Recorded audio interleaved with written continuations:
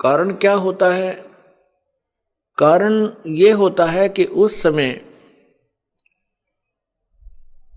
शास्त्र ज्ञान से वंचित और शास्त्रों का ही प्रमाण बताकर सभी गुरुजन शास्त्र विरुद्ध ज्ञान बता रहे होते हैं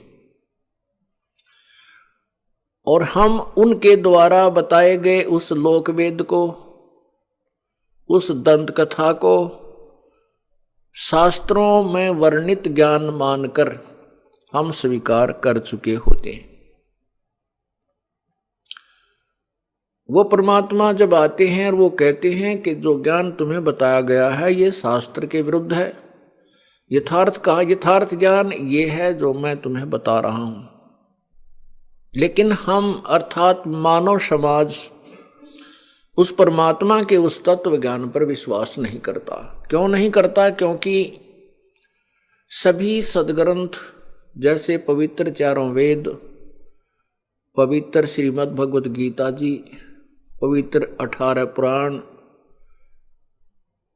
और भी जिन शास्त्रों को हम प्रमाणित मानते हैं वे सभी संस्कृत भाषा के अंदर लिपिबद्ध होते हैं।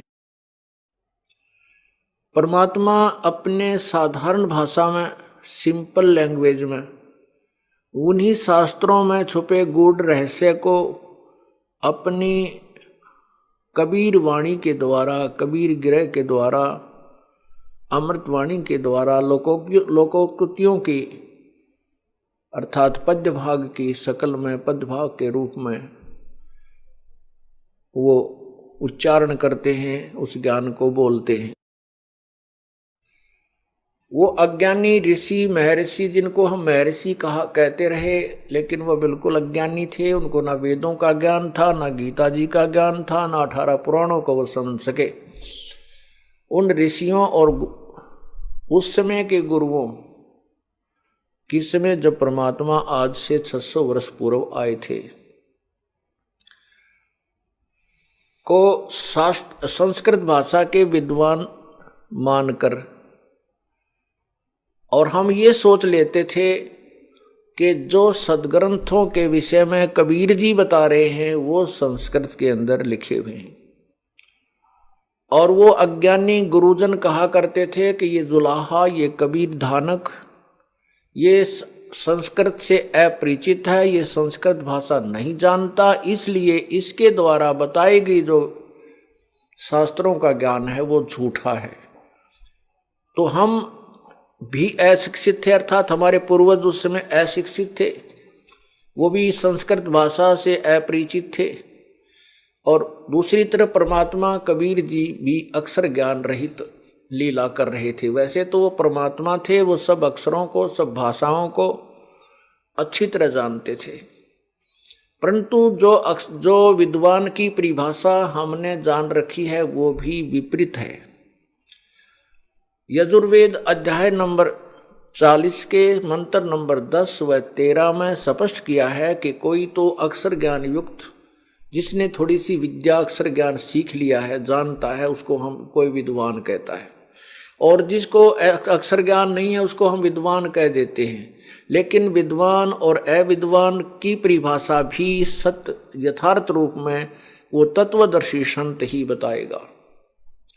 तो पुण्यात्माओं, केवल एक भाषा के जान लेने से विद्वान महर्षि नहीं होते। एक संस्कृत भाषा का जानने वाला पंजाबी भाषा को से अपरिचित है तो उसमें वो अविद्वान है, और यदि वो गुजराती नहीं जानता उसमें अविद्वान है, यदि वो इंग्लिश नहीं जानता है तो उसमें अविद्वान है। तो वो विद्वान नहीं है, केवल एक भाषा से परिचित है। दो से भी हो सकता है लेकिन वो भी विद्वान नहीं है। विद्वान तो पूर्ण परमात्मा है। पूर्ण परमात्मा कबीर जी वास्तव में विद्वान थे, और हम उन्हें विद्वान नहीं समझ सके। हम उनको अशिक्षित मानते थे, अक्षर ज्ञान रहित मानते थे, जिस कारण से उन नकली गुरुओं और ऋषियों का दाव लगा रहा। वो ये कह करके चैप्टर क्लोज कर देते थे परमात्मा कबीर परमेश्वर का कि ये तो अशिक्षित है, ये धानक है, ये शूद्र जाति से है, इसलिए ये सदग्रंथों से अपरिचित है, इसकी बातों पर विश्वास मत करना।